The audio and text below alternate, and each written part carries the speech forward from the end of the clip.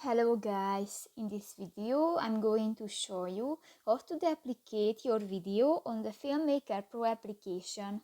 But first of all, I just want to mention, please don't forget to subscribe to our channel, because at 100,000 subscribers we are going to show you our YouTube revenue statistics and growth strategy how to make money online. So let's jump into it. First of all, open the application on your device. Tap to the new project button at the upper side of the screen and click to the plus icon at the lower left corner of the screen. Select a video from your device and tap to the OK button.